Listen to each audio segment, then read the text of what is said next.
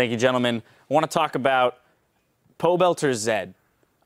Very strong in the early game, carried Winterfox through that early and mid game, and at least gave them the opportunity to scale the Twitch into the late game and have a team fight presence. Now, it didn't work out because of the picks set up by Adrian and the follow-through of the Hecarim. And Rush's Nidalee actually played very well, still a little solo queue-esque, sometimes going a little ham. But I think the follow-up on that was really what hammered it home there for Impulse. Yeah, he did a really good job during the laning phase. And I absolutely hate that matchup when I'm playing Yasuo against the Zed, because it feels like it is kind of a skill matchup, but Zed has 8 ways to outplay the Yasuo, and Yasuo has 1 or 2 ways to outplay the Zed. There's just more tools at his disposal. And then eventually Xiao was like, oh, I don't have to 1v1 him. Let's just get Impact in here too. And then they were able to just shut that down because they put a lot of pressure on Altec, and Altec just couldn't get off the ground. And it seemed like a composition centered around the Twitch really getting off the ground and doing good things for the team and getting to eventually some crit items that he can just blast through that lineup that we had on TIP's side. But they never got to that point. Yeah, unfortunately. It's easy to overlook Impulse for having an easy schedule this week to go 2-0. I mean, they beat Coast and Winterfox, but they are now on a 5-game winning streak and really looking strong. Like, the way they were able to kill Twitch again and again and again, yes, there were a few things Altec and Winterfox could have done to avoid that, but it showed a pretty defined focus on what they needed to do to win that game. Even with all the kills they had onto Altec, he was still kind of scary in teamfights. Imagine if they had not shut him down the way they did. So I definitely do want to credit Impulse for their focus early game in this one to be able to overcome all of Xiao's 1v1 deaths and still have a pretty easy victory. Absolutely. Looking very strong. They have Dignitas next week as well as CLG, so they kind of have both representations of the bracket left to play, or the bracket to play against, right? Bottom tier team and a top tier team to really show up, maybe move themselves up into that top 3 scenario, right? They're sitting at 10-6. When we look at those playoff race, seeding is really going to be coming down to the wire. Yeah, pretty much around all the way from 6th to 1st, there's just 1 game between every little movement up. Like 5 and 6 is right next to 3rd by 1 game. 3rd is right next to 2nd by 1 game. It's just so much movement can happen in these last 2 games that we have next week.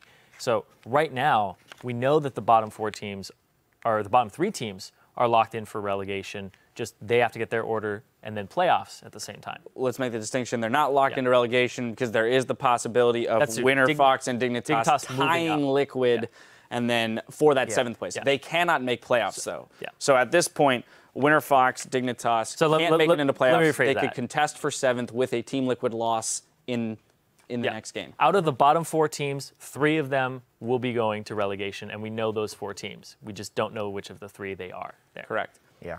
And Impulse, I mean, they have much happier thoughts coming into this one.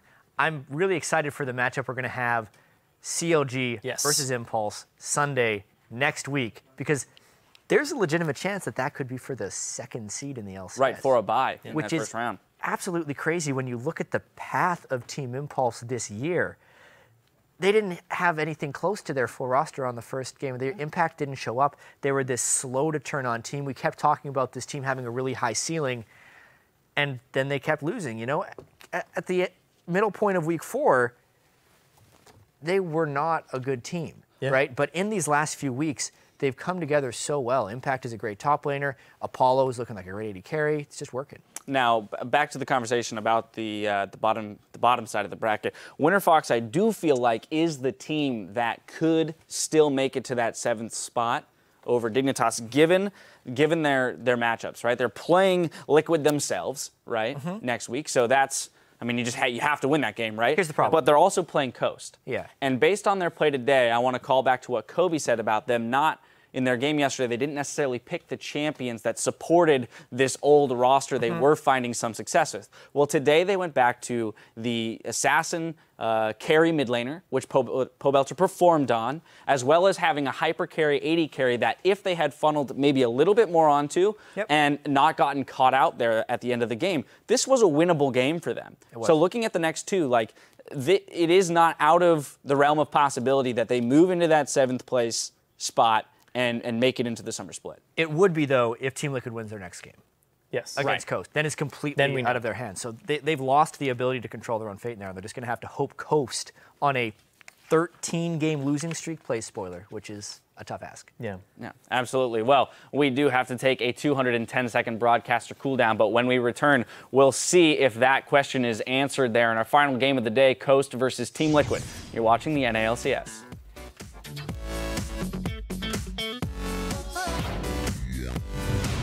You can sync to each other, and that'll definitely make it into the LCS broadcast. Rising up. Na, na, na, na. That's good, that's good. Rush not ready to get away from that one. The damage will be enough. Alltech at 1 and 4 gets a kill, but gets hooked too. Not a good thing for the Rat. I got it. Go, Baron go, go, 1K, go. Baron 1K. Okay, we can still fight. Yasuo don't. Yasuo don't. Go, go, go. I'm coming up, wait till I get there. Watching Thresh. I'm coming up, I'm going this way. Goes to the damage out, but Pobota takes the exhaust, but is there any follow-up? Looks like Spray and Pray is gone. The Javelin hits the back. That one immediately explodes. He takes the hook, a 1 for 0. In goes Belter, but drops right away. This could be the game for Impulse. Team Impulse certainly not pretty. They take a win here in this one.